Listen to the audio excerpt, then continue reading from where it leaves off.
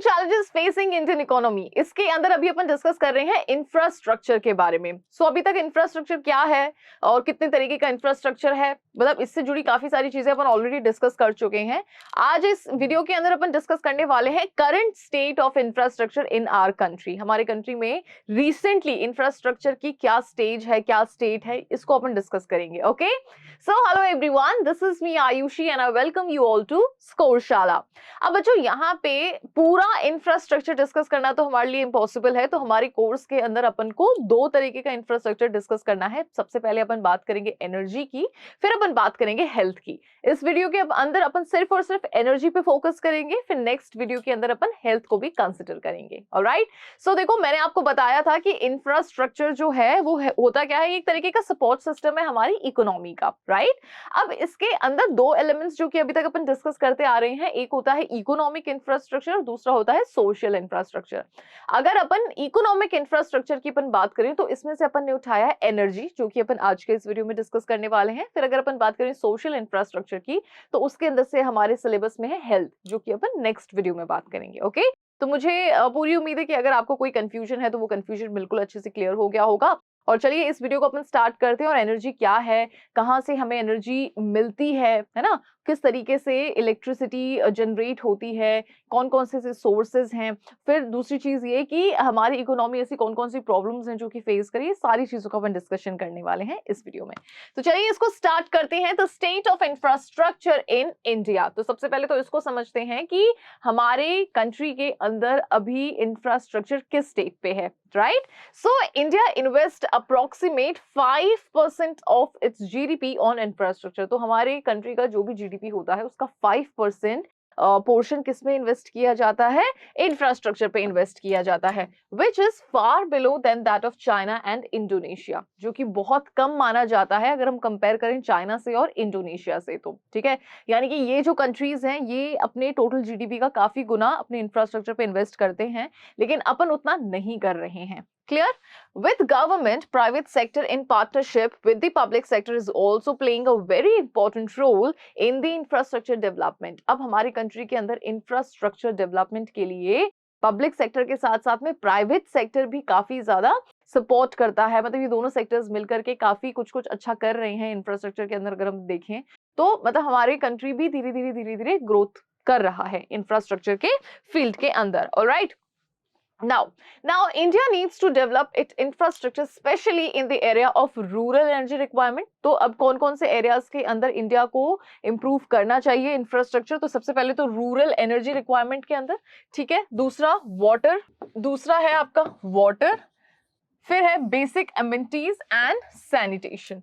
तो ये कुछ ऐसे फील्ड है जहां पे इंडिया को ज्यादा से ज्यादा फोकस करना चाहिए। ओके, अगर इन फील्ड के अंदर इंफ्रास्ट्रक्चर पे ज्यादा अच्छे से फोकस किया जाएगा तो हो सकता है कि जो प्रॉब्लम्स हम लोग फेस कर रहे हैं वो प्रॉब्लम्स हम फेस ना करें, स्पेशली इन रूरल एरियाज। क्योंकि रूरल एरियाज में जो है वो इतना उन जगहों पे इंफ्रास्ट्रक्चर इतना ज्यादा अच्छा नहीं है जितना होना चाहिए। ठीक है, तो वो लोग अपनी डे टू डे लाइफ में भी काफी प्रॉब्लम्स का सामना करते हैं। तो इसलिए यहाँ पे बोला गया कि इन सेक्टर्स के अंदर हमको स्पेशली फोकस करना चाहिए। ठीक है, चलिए अब अपन आते हैं अपने जो बिल्कुल हेड टॉपिक है आज का, दैट इज एनर्जी। इसके ऊपर आते हैं अपन। So it is the most important component of economic infrastructure. मैंने आपको बताया था कि इंफ्रास्ट्रक्चर का जो मतलब इंफ्रास्ट्रक्चर है क्या, एक सपोर्ट सिस्टम। इस सपोर्ट सिस्टम के दो कंपोनेंट्स हैं, एक है इकोनॉमिक इंफ्रास्ट्रक्चर, दूसरा है सोशल इंफ्रास्ट्रक्चर। सो इकोनॉमिक इंफ्रास्ट्रक्चर से हमने उठाया है एनर्जी को। तो एनर्जी क्योंकि इकोनॉमिक इंफ्रास्ट्रक्चर का एक बहुत ही इंपॉर्टेंट कंपोनेंट माना जाता है, तो इसीलिए अपन इसको पूरे अच्छे तरीके से डिस्कस करेंगे। It is the lifeline of production activity across all the sectors of the economy. अब हमारे जो तीनों ही सेक्टर्स हैं हमारी इकोनॉमी में, प्राइमरी, सेकेंडरी, टर्शरी, इन तीनों ही सेक्टर्स के अंदर आज के टाइम में एनर्जी जो है, इलेक्ट्रिसिटी जो है, वो इतनी ज्यादा एसेंशियल हो चुकी है कि मतलब अगर हम कोई एक भी दिन अगर ऐसे इमेजिन करें जहां पे इलेक्ट्रिसिटी नहीं है तो हो सकता है कि तीनों ही सेक्टर्स वर्क करना बंद कर जाएं या फिर जो प्रोडक्शन होता है वो बिल्कुल कम हो जाए। क्यों? क्योंकि हमें पता है कि अगर हम प्राइमरी सेक्टर के बारे में अगर अपन डिस्कशन करें तो इलेक्ट्रिसिटी की मदद से ट्यूबवेल्स जो होते हैं, इरिगेशन फैसिलिटीज जो होती है वो थोड़ी सी आसान हो जाती हैं। इनफैक्ट आज के टाइम में तो इतनी सारी मशीन्स आ गई हैं, इतना सब कुछ आ गया है जो कि पूरा का पूरा किस पे डिपेंड करता है, इलेक्ट्रिसिटी पे डिपेंड करता है। राइट, फिर अगर अपन बात करें सेकेंडरी सेक्टर की, तो इंडस्ट्रीज जो होती हैं, इंडस्ट्रीज की तो बैकबोन ही इलेक्ट्रिसिटी होती है, पावर होती है, ठीक है। अगर किसी इंडस्ट्री के अंदर इलेक्ट्रिसिटी नहीं होगी तो वो प्रोडक्शन नहीं कर पाएंगे, क्यों? क्योंकि वहां पे मशीन्स वर्क नहीं कर पाएंगी। सेम जो टर्शरी सेक्टर है, इसके अंदर भी यही चीजें हैं, यहाँ पे भी बहुत ज्यादा एनर्जी की जरूरत पड़ती है। तो बस इसलिए बोला है कि हमारी पूरी इकोनॉमी की अगर बैकबोन देखे जाए ना, तो वो कौन है? वो एनर्जी है। तीनों ही सेक्टर्स के अंदर अगर कहीं पे भी किसी भी फॉर्म में अगर एनर्जी नहीं होती है, तो उसका पूरा पूरा इम्पैक्ट किस पे पड़ता है? कंट्री के प्रोडक्शन पे पड़ता है। Okay, in the primary sector energy is a critical input to operate tubewells and tractors. So primary sector के अंदर जो सबसे मतलब इंपॉर्टेंट इनपुट माना जाता है वो एनर्जी है, ट्यूबवेल्स और वहां के ट्रैक्टर्स को चलाने के लिए, राइट? अगर फ्यूल्स नहीं होंगे तो ट्रैक्टर्स नहीं चलेंगे, है ना? तो ये सारी ये सब एनर्जी का ही पार्ट है। अगर मैं एनर्जी बोल रही हूँ तो इसका मतलब ये नहीं है कि I am talking only about the electricity over here, बिल्कुल भी नहीं। यहाँ पे मैं पेट्रोल को भी कंसिडर कर रही हूँ, फ्यूल को कंसिडर कर रही हूँ, इलेक्ट्रिसिटी को कंसिडर कर रही हूँ। तो एनर्जी चाहे किस भी फॉर्म में हो, वो सारी एनर्जी को मैं यहाँ पे कंसिडर कर रही हूँ। क्लियर?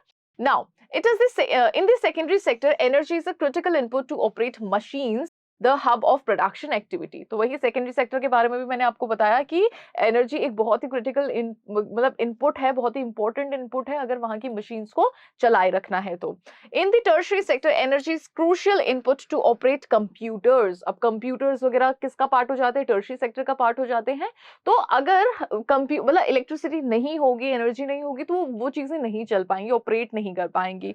तो हमारा जो सर्विस सेक्टर है वो क्या हो जाएगा? वो पूरी तरीके से बंद हो जाएगा। और आज के टाइम में ये चीज हम बहुत क्लोजली फील कर सकते हैं कि हमारे लिए चाहे किसी भी तरीके की एनर्जी क्यों ना हो, वो कितनी असेंशियल है, राइट?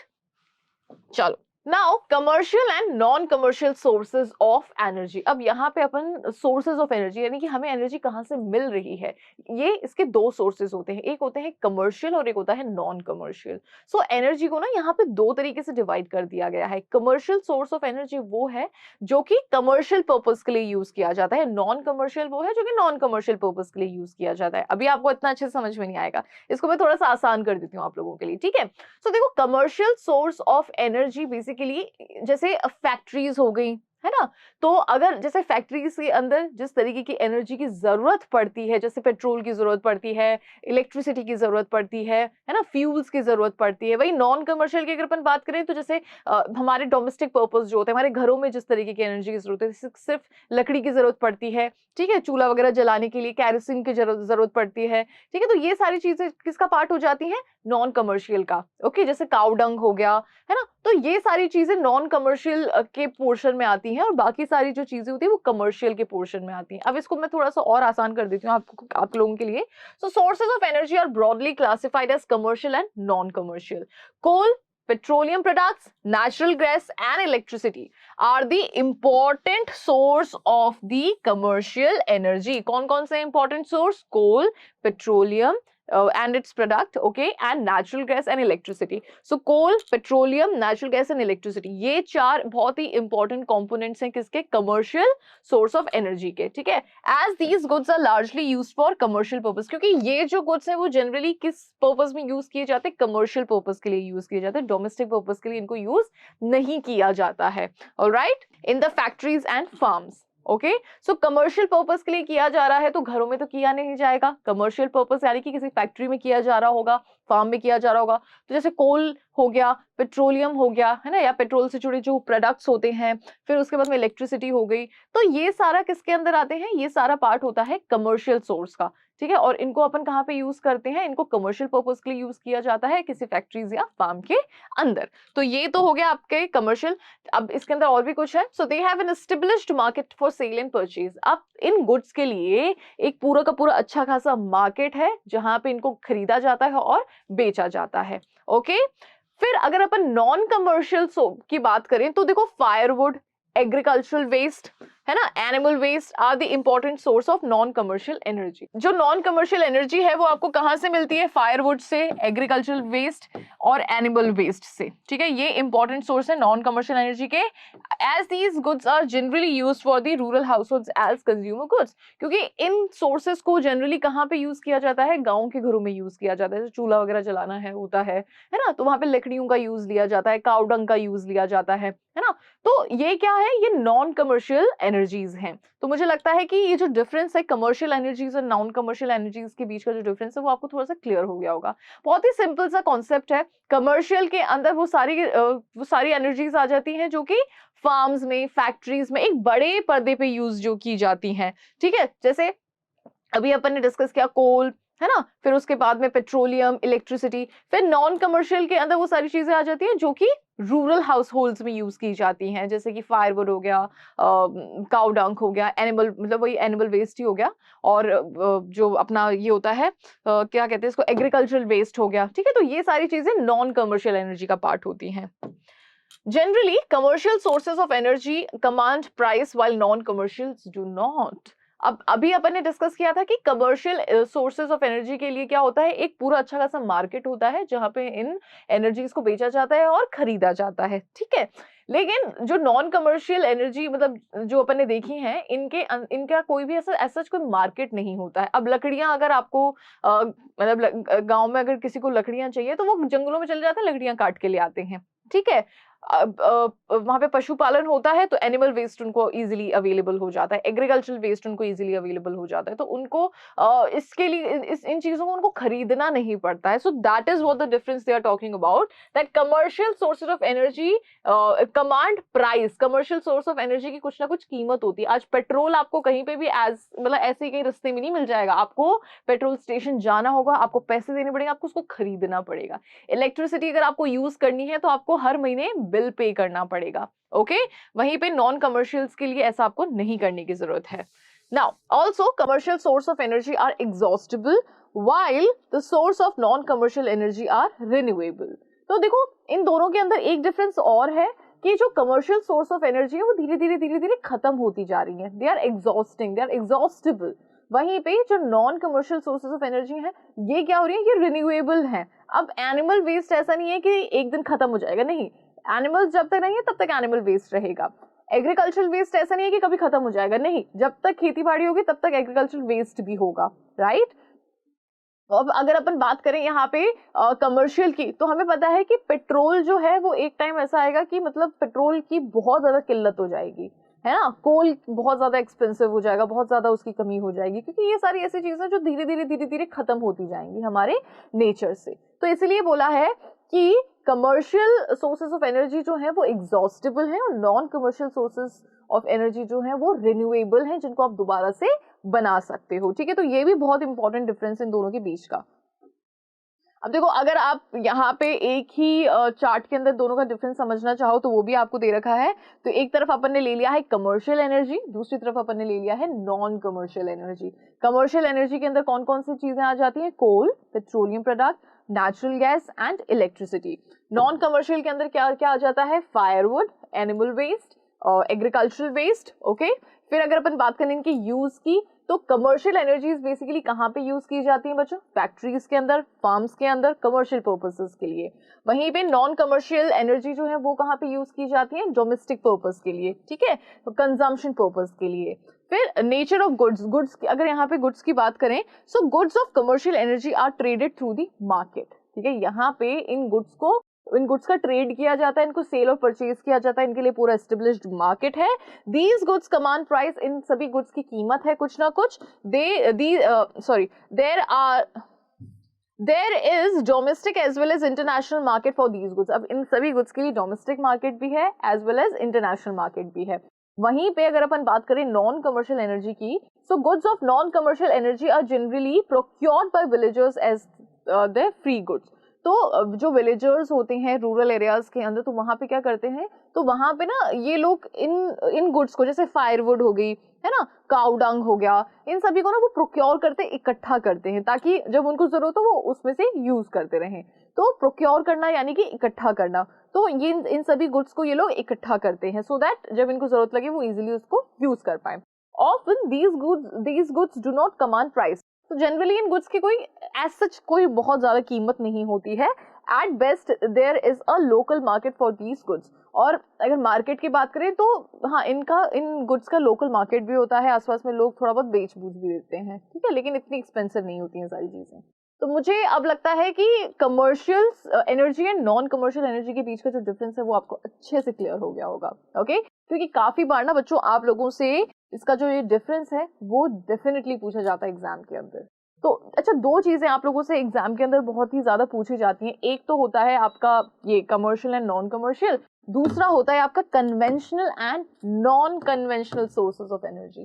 तो ये चार सोर्स ऑफ एनर्जी हैं, ये चारों आपको अच्छे से समझ में आने चाहिए। देखो कमर्शियल और नॉन कमर्शियल के अंदर तो अपन ने ये देख लिया कि जो मतलब इसके अंदर तो अपन ने एनर्जीज को कैटेगराइज कर दिया। अब कन्वेंशनल एंड नॉन कन्वेंशनल भी कुछ इस तरीके का ही है, इसको भी जरा अपन समझते हैं। So conventional sources of energy are those which have a long history of their knowledge and use. Example, coal, petroleum, natural gas and electricity. अब देखो, आप रिलेट करना, जब अपन ने कमर्शियल सोर्स ऑफ एनर्जी देखा था, है ना, वो सारी चीजें आपको किसके अंदर मिलेंगी? कन्वेंशनल के अंदर, ठीक है?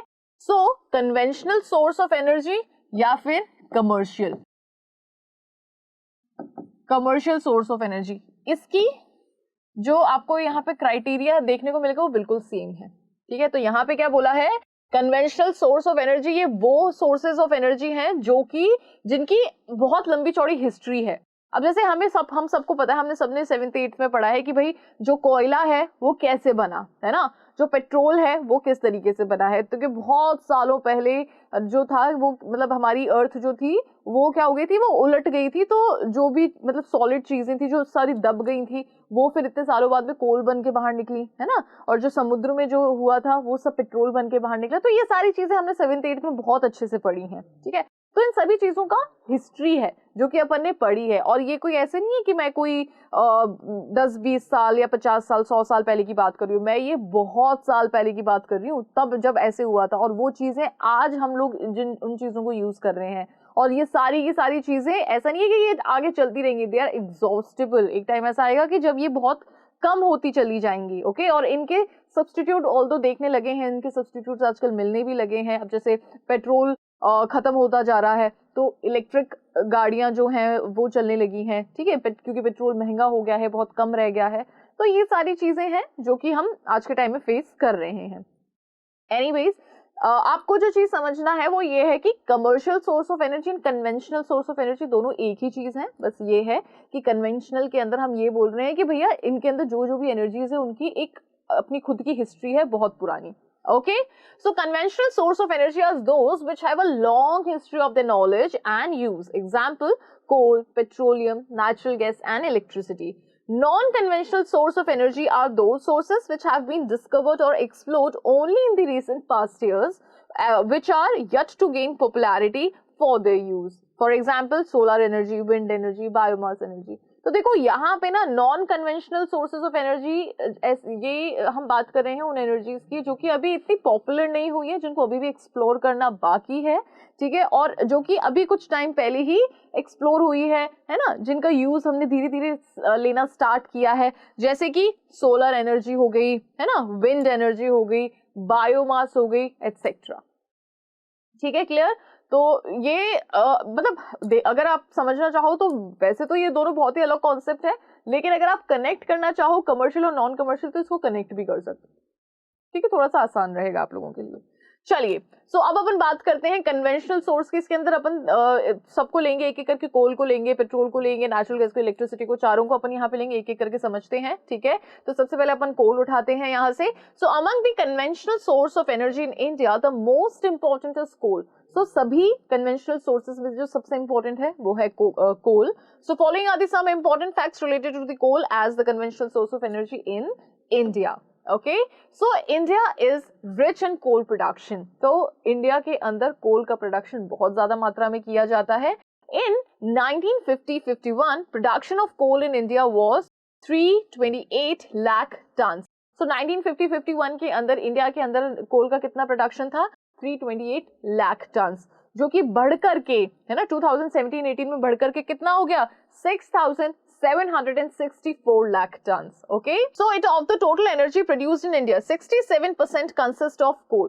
तो हमारी इंडिया के अंदर जितनी भी तरीके की एनर्जी प्रोड्यूस होती हैं उन सभी में से सिर्फ कोल का कितना मतलब यहाँ पे कॉम्पोजिशन देखा जाता है 67%। तो सभी एनर्जी में से कोल का पोर्शन कितना है? 67%। Alright, so it is estimated that India has total reserves of 319 billion tons of coal as on 31st March 2018. ठीक है, तो यहाँ पे रिजर्व के बारे में बता दिया है.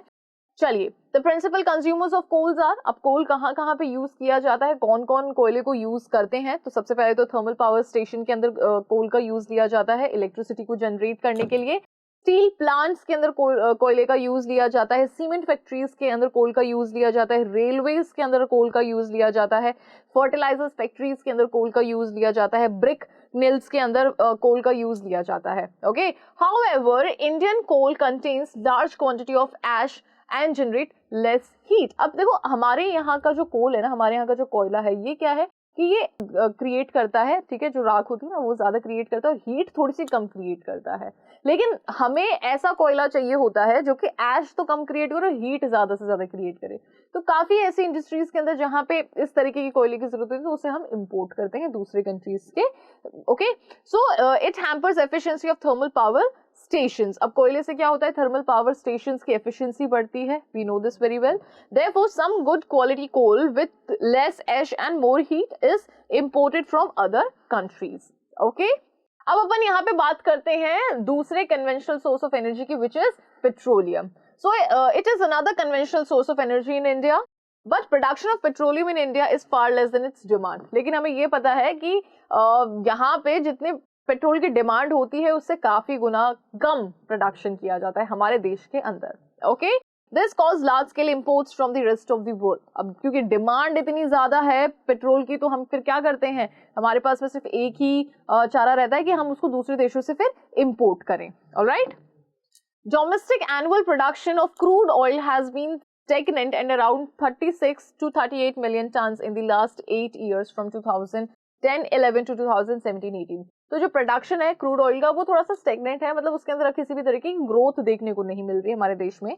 The gap between domestic consumption and domestic production has tended to rise over time. अब इन दोनों के बीच का जो गैप है, कंजम्पशन तो हम कर रहे हैं बहुत ज्यादा लेकिन प्रोडक्शन हम कर रहे हैं बहुत कम, तो इन दोनों के बीच का जो गैप है वो बहुत ज्यादा बढ़ता जा रहा है समय के साथ में. Okay, causing a significant rise in the volume of imports. अब इसका असर क्या पड़ रहा है कि हम पेट्रोल का इंपोर्ट ज्यादा से ज्यादा कर रहे हैं. क्यों? क्योंकि हम इसका यूज बहुत कर रहे हैं और इतना प्रोड्यूस नहीं कर रहे हैं. तो हमारे पास में ऑप्शन यही है कि हम दूसरे देशों से इसको इंपोर्ट करें.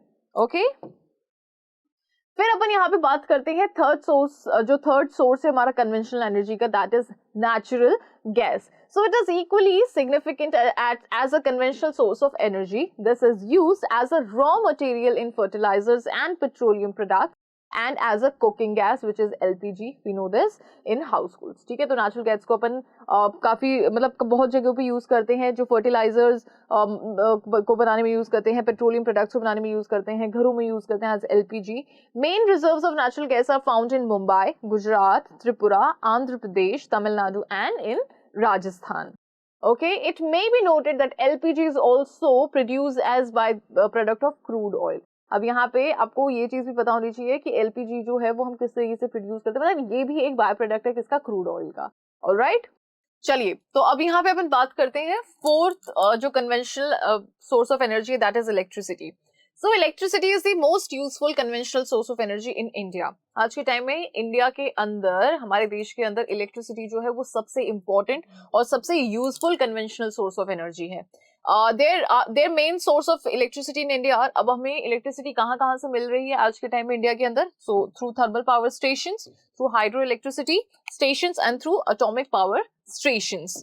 So after independence we started relying more on hydroelectricity generation. तो इंडिपेंडेंस के बाद में इलेक्ट्रिसिटी जनरेशन के कौन से ऐसे तरीके पे हम सबसे ज्यादा रिलाई करें, that is hydro electricity generation. ठीक है, जो पानी के थ्रू इलेक्ट्रिसिटी जनरेट की जाती है ना, उस पे हम ज्यादा से ज्यादा रिलाई कर रहे हैं.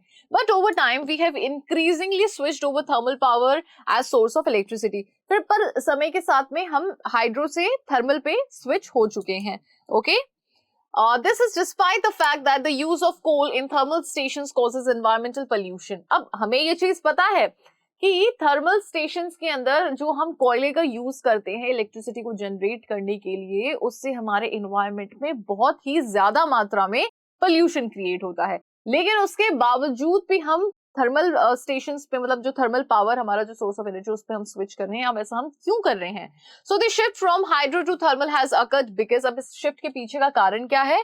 We have large reserves of coal. सबसे पहली चीज तो हमारे पास कोयला एक भरपूर मात्रा में है। दूसरा, installation of hydro electric station involved huge initial 266 Indian economic development investment besides a long gestation lag। अब यहाँ पे बस ये चीज आप समझ लो इस पॉइंट के अंदर कि हाइड्रो पावर स्टेशंस को इंस्टॉल करने में ज्यादा पैसा लगता है कंपेयर टू थर्मल। ओके, चलिए अब अपन यहाँ पे बात करने वाले हैं नॉन कन्वेंशनल सोर्सेज के बारे में। Okay, so the following are the non conventional source of energy. Solar energy जो कि हमें सन से मिलती है, एनर्जी फ्रॉम सन।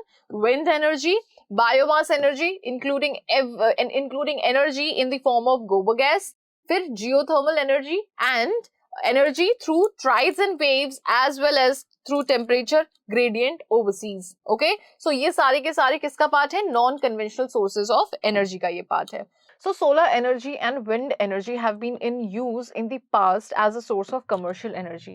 अभी अपन ने क्या देखा था कि जो non conventional sources of energy हैं, ये वो एनर्जीज हैं जिनको अभी रिसेंट में ही अपन ने इंट्रोड्यूस किया है, मतलब बहुत साल नहीं हुए हैं। ठीक है, तो इसके अंदर भी सोलर एनर्जी और जो विंड एनर्जी है, इनको अपन रिसेंट में ही ज्यादा यूज करने लगे हैं। Other sources of non conventional energy as stated above are still in the experimentation stage of commercial use. अब इसके अंदर और भी जो भी अपन ने यहाँ पे डिस्कस किया है, वो अभी भी मतलब उन पे अभी भी एक्सपेरिमेंट चल रहा है, वो उनको भी अपन ने इतना ज्यादा यूज करना स्टार्ट नहीं किया है। ओके, चलिए अब यहाँ पे इन दोनों के बीच का डिफरेंस है आप लोगों के लिए। एक तरफ है कन्वेंशनल सोर्स ऑफ एनर्जी, दूसरी तरफ है non conventional source of energy. अब इसके अंदर तो अपन क्या क्या इंक्लूड करते हैं? Coal, petroleum and electricity, natural gas. These are being used as diverse source of commercial energy over a long period of time. अब इसके अंदर जितनी भी तरीके की एनर्जीज है, उनको अपन बहुत लंबे समय से यूज कर रहे हैं। बहुत लंबे समय से मतलब इन सबकी अपने आप में एक हिस्ट्री है। ठीक है, in India, conventional sources जैसे coal and petroleum in particular are being used in total disregard to the environment। अब इसके अंदर जैसे कोल और पेट्रोल मतलब इनको हम इनको इस तरीके से यूज कर रहे हैं, मतलब जिसमें अपन इन्वायरमेंट को पे इतना ज्यादा फोकस नहीं कर रहे हैं। ओके, चलिए फिर non commercial source of energy की तरफ देखते हैं। तो इसके अंदर कौन कौन सी एनर्जी इंक्लूड होती है? Solar energy, wind energy, biomass energy etcetera. Second point आपका कहता है most of these are only in the experimentation stage and are being used as diverse source of commercial energy only to a little extent. तो अभी जैसा अभी अपन ने देखा था कि इनमें से बहुत सी ऐसी एनर्जी जो अभी भी एक्सपेरिमेंटल स्टेज पे ही है। These are being developed as sources of commercial energy with a view to checking environmental pollution। अब इन सभी एनर्जीज को हमने इस तरीके से हम इनको यूज करते हैं जिससे कि हमारे इन्वायरमेंट पल्यूट भी कम से कम हो। ठीक है, देखो कोल, पेट्रोलियम, इन सब से हमारा इन्वायरमेंट तो डेफिनेटली पल्यूट होता ही है। तो इन सभी के अंदर जितनी भी एनर्जीज आई है, उसको इसके अंदर अपन इन्वायरमेंट पे इतना फोकस नहीं करते, लेकिन इसके अंदर अपन इन्वायरमेंट पे थोड़ा बहुत फोकस करते हैं। ओके, चलिए नेक्स्ट यहाँ पे अपन बात करने वाले हैं primary and final source of energy की। ओके, सो एक तरफ है प्राइमरी सोर्स और दूसरा है final source. So primary source of energy are available as the free gifts of nature. Example coal, lignite, petroleum and gas. तो देखो primary source के अंदर वो सभी तरीके की एनर्जीज आ जाती हैं जो कि हमें नेचर से मिली है। जैसे कोल हमें नेचर से मिला है, ठीक है, ये आदमी ने बनाया नहीं है। पेट्रोल हमें नेचर से मिला है। जो लिग्नाइट है, गैस है, ये सारी हमें नेचर से मिली है। वहीं पे फाइनल सोर्स कौन से हैं? सो these are those energy and which is non available as free gifts in nature, जो कि हमें नेचर से नहीं मिली है। These are obtained by converting input into output। अब इसके अंदर जैसे सोलर एनर्जी है, तो इसके अंदर अपन क्या करते हैं? सन की एनर्जी को अपन कन्वर्ट करते हैं। ठीक है, जैसे बायोमास एनर्जी है, तो उसके अंदर भी अपन कन्वर्जन करते हैं। तो इनपुट डालते हैं, फिर अपने पास में कुछ आउटपुट निकल के आता है। तो ये जो एनर्जीज हैं, ये हमें नेचर से नहीं मिली है। एग्जाम्पल भी यहाँ पे आपको दे रखा है, जैसे electricity. So it is obtained by coal as an input. तो इलेक्ट्रिसिटी जैसे इसमें बता दिया है, थर्मल की अगर अपन बात करें तो कोल की मदद से हम इलेक्ट्रिसिटी जनरेट करते हैं। तो कोल इनपुट हो गया और इलेक्ट्रिसिटी यहाँ पे आउटपुट हो गई।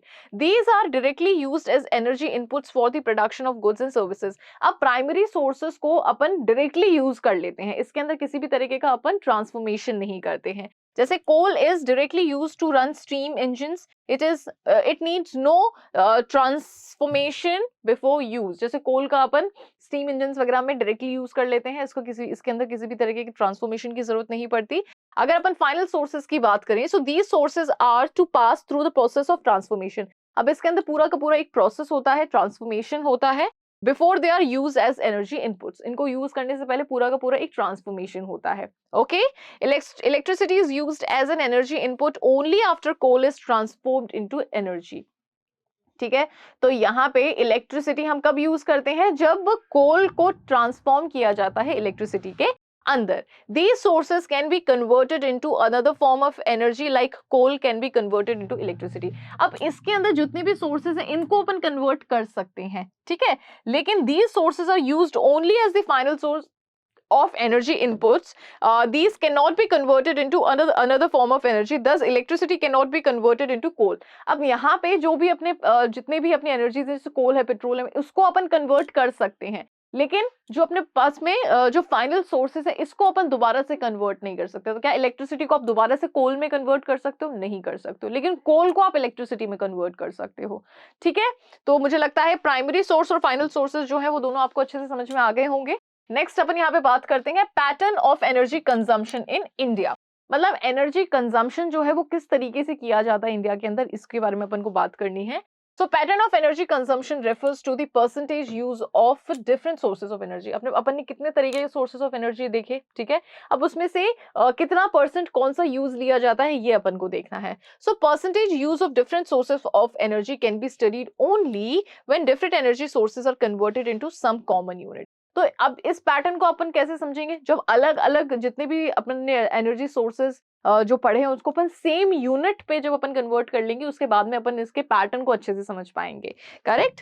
So in India, different sources of energy are converted into common unit known as METOE, which is million ton of oil equivalent। तो यहाँ पे जितने भी sources of energy हैं उन सबको एक common unit में convert किया जाता है, which is METOE। ठीक है, इसका full form भी आपको यहाँ पे दे रखा है। So use pattern of energy has undergone a considerable change over time। अब देखो ये जो पैटर्न है ना, इन एनर्जी को यूज करने का जो पैटर्न है, ये टाइम के साथ में इसके अंदर बहुत से चेंजेस देखने को मिले हैं।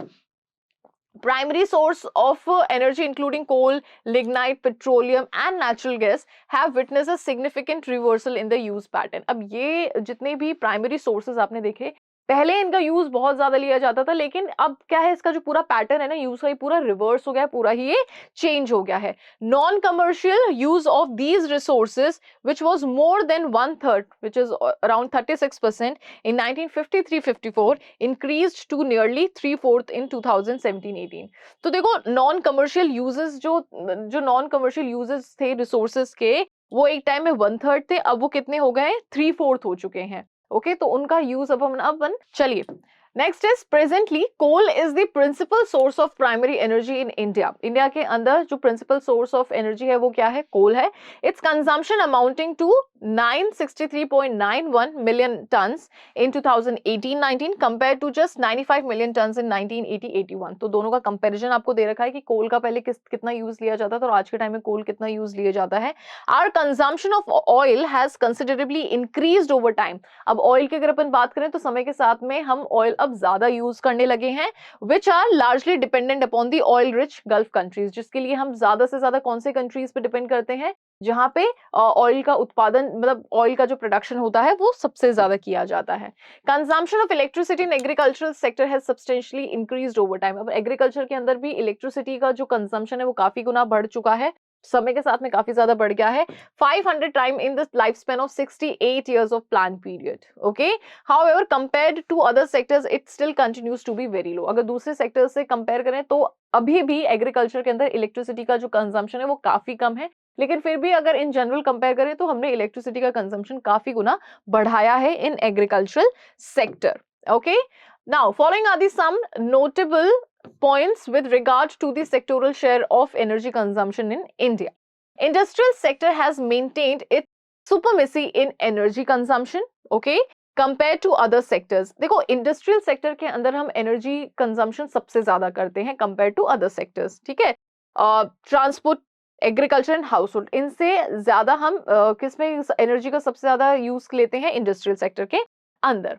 Its consumption is estimated to be nearly 37.8% of the total consumption। मतलब टोटल कंजम्पशन में से सिर्फ 37-8% तो पूरा का पूरा इंडस्ट्री ही कंज्यूम करती है। Okay, compared with 22% consumption of the transport sector, 22% transport sector use करता है, 21.9 कंजम्पशन किया जाता है एग्रीकल्चरल सेक्टर में, 24.3% कंजम्पशन किया जाता है हाउस होल्ड सेक्टर में, और इंडस्ट्रियल सेक्टर में कितना किया जाता है? 37.8%। ओके, टोटल कंजम्पशन का यहाँ पे डिस्ट्रीब्यूशन बताया था। So consumption of commercial energy is very low in agricultural sector. Agricultural sector में जो कंजम्पशन है कमर्शियल एनर्जी का वो बहुत ही लो होता है। This suggest the dependence of this sector on manual labour and the use of hand operated tools and implements. इससे क्या पता लगता है, क्योंकि हम यहाँ पे इलेक्ट्रिसिटी का, एनर्जी का बहुत ही कम यूज लेते हैं, तो इससे हमें ये पता लगता है कि इस सेक्टर के अंदर अभी भी लेबर पे ज्यादा डिपेंड रहते हैं, जो टूल्स वगैरह होते हैं उन पे जो फार्मर्स है वो ज्यादा से ज्यादा डिपेंड रहते हैं। Okay, hand operated tools. This has led to a low level of productivity in Indian agricultural sector, जिसकी वजह से इंडियन एग्रीकल्चरल सेक्टर में जो प्रोडक्टिविटी है वो बहुत ज्यादा लो है। ओके, क्यों? क्योंकि यहाँ पे अभी भी बहुत ज्यादा लेबर पे डिपेंड करते हैं, जो हैंड टूल्स होते हैं उन पे डिपेंड करते हैं, तो दिखती सी बात है प्रोडक्टिविटी लो ही रहेगी। Consequently poverty prevails and the quality of life is miserably low. तो इससे अब होता क्या है, जब प्रोडक्टिविटी लो होगी तो गरीबी बहुत ज्यादा बढ़ेगी, गरीबी बढ़ेगी तो जो क्वालिटी ऑफ लाइफ है वो काफी लो रहेगी। Over time there has been a fall in percentage consumption of energy of the transport sector. समय के साथ में ट्रांसपोर्ट सेक्टर के अंदर भी जो कंजम्पशन है एनर्जी का वो बहुत ज्यादा कम हुआ है, while share of industrial sector has tended to rise। और इंडस्ट्रियल सेक्टर के अंदर एनर्जी का जो कंजम्पशन है वो काफी गुना बढ़ा है। Power is the most important form of energy, it is commonly called electricity. अब एनर्जी के अंदर एक सोर्स होता है विच इज कॉल्ड पावर। अब ये बहुत ही इंपॉर्टेंट, बहुत ही कॉमन सोर्स है, इसको अपन इलेक्ट्रिसिटी के नाम से जानते हैं। It is of critical significance in the context of growth and development. Scholars often relate growth rate of power generation to growth rate of the GDP. तो मतलब जो स्कॉलर्स है वो ये भी कहते हैं कि जितना ज्यादा ग्रोथ रेट होगा पावर जनरेशन का उतना ज्यादा जीडीपी भी बढ़ेगी। क्यों? इसके पीछे एक बहुत ही सिंपल सा कॉन्सेप्ट है कि जितना ज्यादा पावर जनरेट होगा उतना ज्यादा प्रोडक्शन बढ़ेगा, और जितना ज्यादा प्रोडक्शन बढ़ेगा उतना ज्यादा इकोनॉमी का जो जीडीपी है वो इंक्रीज होगी। Okay, it is believe that power generation out to be faster than GDP growth. ठीक है, तो ये देखा जाता है कि जीडीपी ग्रोथ से काफी गुना ज्यादा पावर जनरेशन जो है वो करना चाहिए और किया जाता है। Unfortunately in India generation of electricity is emerging to be a serious challenge and a bottleneck in the process of growth and development. लेकिन हमारी कंट्री में ऐसा नहीं है। हमारी कंट्री के अंदर जो पावर जनरेशन जितना होना चाहिए उतना नहीं हो पाता है। ठीक है, जितनी की जरूरत है ग्रोथ और डेवलपमेंट के लिए उतना नहीं हो पाता है। Okay, in spite of total installed power generation capacity of about 3,64,960.14 megawatt as of November 2019, India is still struggling to meet this surging demand for the power। तो इतने सारे पावर जनरेशन कैपेसिटी होने के बावजूद अभी भी हमारी जो डिमांड है वो फुलफिल नहीं हो पा रही है। ठीक है, जितनी हमको चाहिए पावर, मतलब जितनी इलेक्ट्रिसिटी हमें चाहिए उतनी ज्यादा अभी भी फुलफिल नहीं हो पा रही है। India's central electricity Authority anticipated for 2017-18 fiscal year power deficit to be 0.6%. In the last financial year, the energy shortage was 0.7%. तो ये जो shortage है, ये जो मतलब deficiency है वो धीरे धीरे बढ़ती जा रही है, कमी जो है वो बढ़ती जा रही है। जितनी सप्लाई है उससे कई गुना ज्यादा क्या है, डिमांड है। Excess of demand over supply has given rise to many problems। अब ये जहाँ पे डिमांड बहुत ज्यादा है, सप्लाई बहुत कम है, इस सिचुएशन की वजह से बहुत सी ऐसी समस्याएं हैं जो कि हम लोग फेस करते हैं। अब कौन कौन सी प्रॉब्लम्स है? Excessive load on distribution. ठीक है, डिस्ट्रीब्यूशन पे बहुत ज्यादा लोड है, मतलब इलेक्ट्रिसिटी के डिस्ट्रीब्यूशन पे बहुत ज्यादा लोड है। वोल्टेज बहुत लो रहता है जिस वजह से वोल्टेज फ्लक्चुएट होता है। ठीक है, पावर कट्स होते हैं एटसेट्रा। तो देखो, आपने गर्मियों के दिनों में देखा होगा कि जिस कॉलोनी में भी आप रहते हैं, मोस्टली बहुत से लोगों के साथ में ये होता होगा कि अपन जिस कॉलोनी में रहते हैं गर्मियों के दिनों में क्या होता है कि हर किसी के घर में कूलर चलते हैं, एसी चलते हैं, एक घर में 2-2 3-3 कूलर चल रहे हैं, एसी चल रहे हैं। तो वहां पे क्या है कि जो डिस्ट्रीब्यूशन है उस पर बहुत ज्यादा लोड पड़ रहा है। ठीक है, जिसकी वजह से क्या होता है कि वोल्टेज बहुत ज्यादा लो हो जाता है। तो ये सारी कुछ ऐसी प्रॉब्लम्स है जो कि अपन फेस करते हैं। Now less capacity utilisation. अब यहाँ पे क्या है कि हम प्रॉपर तरीके से यूटिलाइज नहीं कर पाते हैं। In India there is an under utilisation of production capacity. जितना हम प्रोड्यूस कर रहे हैं उतना तो हम यूटिलाइज कर भी नहीं पा रहे हैं। Okay, of thermal power stations. Capacity utilisation is indicated by plant load factor. अब देखो जो कैपेसिटी है यूटिलाइजेशन की, इसको अपन किस तरीके से इंडिकेट करते हैं? By PLF। Okay, PLF is equals to electricity generated production capacity. Okay, in 2018-19, PLF in India was nearly 61.07%. It means just 60% of electricity is available, the rest goes waste. यानी कि मतलब ये क्या बताता है? ये बताता है कि कितनी ऐसी इलेक्ट्रिसिटी है जो कि हम एक्चुअल में यूज कर रहे हैं और बाकी सारी वेस्ट हो गई। तो ये बताया है कि 2018-19 के अंदर जो PLF है वो कितना था? 61.0%। यानी कि जितनी भी प्रोड्यूस की गई उसका सिर्फ 60% ही यूज किया गया, बाकी सब वेस्ट हो। Alright, so the third one is transmission and distribution losses. अब देखो ट्रांसमिशन और जो डिस्ट्रीब्यूशन लॉसेस हैं, अब इसके बारे में अपन बात करेंगे, ये भी एक तरीके की प्रॉब्लम है। So in Delhi transmission and distribution losses of electricity are close to the tune of 50% of electricity production. देखो दिल्ली में क्या होता है कि जितना इलेक्ट्रिसिटी प्रोड्यूस की जाती है उसका 50% तो सिर्फ ट्रांसमिशन और डिस्ट्रीब्यूशन के अंदर उनका लॉस ही मतलब काउंट हो जाता है। In most states of country, it is more than 20%. Okay, it may partially be due to our backward technology, but largely due to pilferage involving the official staff. अब ये जो distribution losses हैं, transmission losses हैं, ये क्यों है? क्योंकि एक तो सबसे पहली चीज कि हमारे पास में ये टेक्नोलॉजी इतनी बेहतर नहीं है। दूसरी, जो यहाँ पे ऑफिशियल स्टाफ जो है उनकी गलत तरीके से, मतलब गलत डिस्ट्रीब्यूशन की वजह से भी हमको यहाँ पे लॉस फेस करना पड़ता है। Production and distribution of electricity in India is in the near monopoly of the government. Electricity is distributed by state electricity board. अब ये देखो प्रोडक्शन और जो डिस्ट्रीब्यूशन है इसमें मोनोपोली हमारी गवर्नमेंट की, और हर स्टेट के अंदर जो इलेक्ट्रिसिटी का डिस्ट्रीब्यूशन है वो किसके थ्रू किया जाता है? जो स्टेट इलेक्ट्रिसिटी बोर्ड होते हैं इनके थ्रू किया जाता है। At present almost all the electricity boards are running into huge losses. जितने भी इलेक्ट्रिसिटी बोर्ड हैं वो सब बहुत ही बड़े सारे जो लॉसेस हैं वो फेस कर रहे हैं। They do not have funds to make payment for the electricity purchased by them. अब इनके पास में जो भी ये स्टेट बोर्ड्स होते हैं, अब इनके पास में इतना पैसा भी नहीं है, वो इतने ज्यादा लॉस में है कि ये जितनी इलेक्ट्रिसिटी परचेज करते हैं उसका पेमेंट भी ये कर पाए। ओके, तो जो इसी वजह से ट्रांसमिशन और डिस्ट्रीब्यूशन लॉसेस को अपन यहाँ पे स्टडी कर रहे हैं। और अभी जो सबसे पहला अपन ने पॉइंट देखा था दिल्ली वाला, तो यहाँ पे भी यही चीज था कि जितनी प्रोड्यूस इलेक्ट्रिसिटी होती है उसका मतलब जितना प्रोड्यूस होता है उसका 50% तो लॉस ही वो लोग फेस करते हैं। ओके, इसलिए यहाँ पे बोला है in Delhi transmission and distribution losses of electricity are close to the tune of 50% of electricity production. ठीक है, तो जितना इलेक्ट्रिसिटी प्रोड्यूस होती है उसका 50% तो उनका लॉस ही हो जाता है। Next is losses of electricity board. So in 2016-17 these boards suffered overall commercial loss of 40,295 crores. This is explained in terms of the following factors: theft of electricity, बिजली की चोरी होना, less of electricity during the course of transmission, transmission के दौरान, जब transmission मतलब होता है जब इलेक्ट्रिसिटी को ऐसे अलग अलग मतलब अलग अलग जरिए के थ्रू जब पहुंचाया जाता है। ठीक है, तो ट्रांसमिशन यानी कि उसको दूसरी जगहों पे स्प्रेड करवाना। Okay, so loss of electricity. अब इस प्रोसेस के अंदर क्या होता है कि इलेक्ट्रिसिटी का काफी ज्यादा लॉस हो जाता है ड्यूरिंग द ट्रांसमिशन और and free supply of electricity. Okay, now coping with the challenges of power generation. अब ये जो पावर जनरेशन के दौरान जो भी चैलेंजेस फेस करने पड़े, जो भी अपन ने डिस्कस करे, अब इसको किस तरीके से कोप अप किया गया है इसको देखो।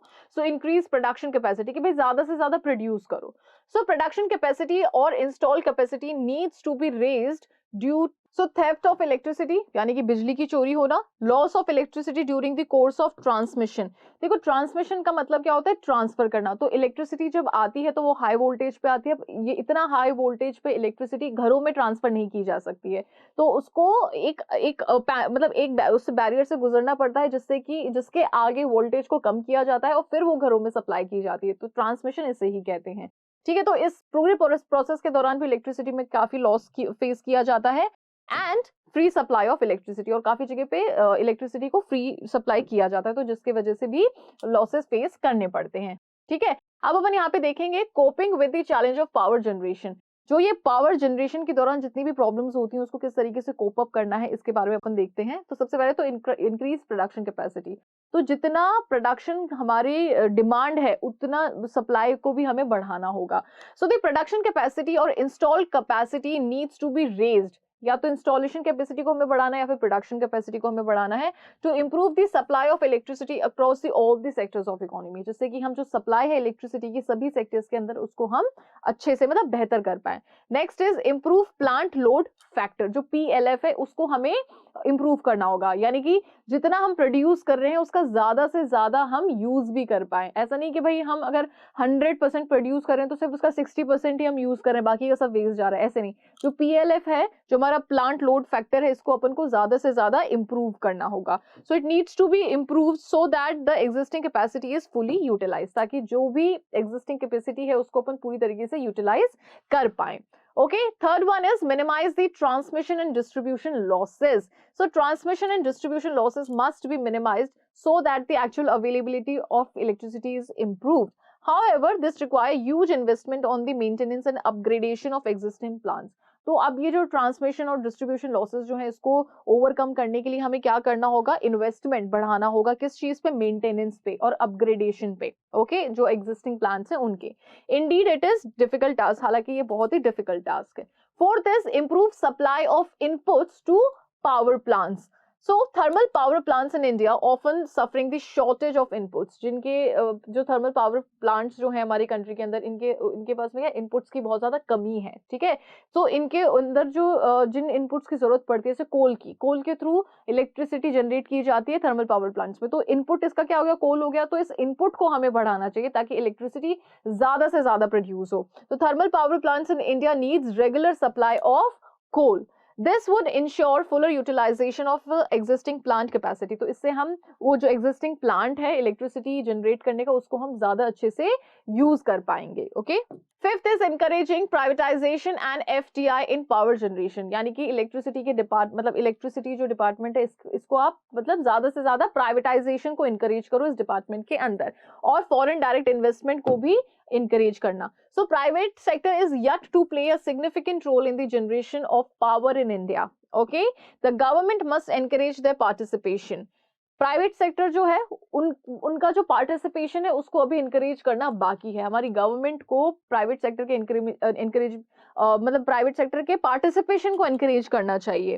Foreign direct investment in power generation should be encourage, FDI को भी इंकरेज करना चाहिए, ज्यादा से ज्यादा बढ़ाना चाहिए। ओके, सो ये वो सारे मेजर्स थे जो कि हम जो भी चैलेंजेस हम फेस करते हैं पावर जनरेशन के अंदर, तो इन मेजर्स के थ्रू हम उन चैलेंजेस को धीरे धीरे कम कर सकते हैं। ओके, तो इसी के साथ में बच्चों आपका जो एनर्जी वाला पार्ट है वो यहाँ पे कंप्लीट होता है। नेक्स्ट वीडियो के अंदर अपन बात करेंगे हेल्थ से रिलेटेड। ऑलराइट, सो अगर आपको इस वीडियो के अंदर कहीं पे भी कोई भी ऐसा पार्ट है जो कि आपको नहीं समझ में आया है तो वो आप मुझसे कमेंट सेक्शन में पूछ सकते हैं।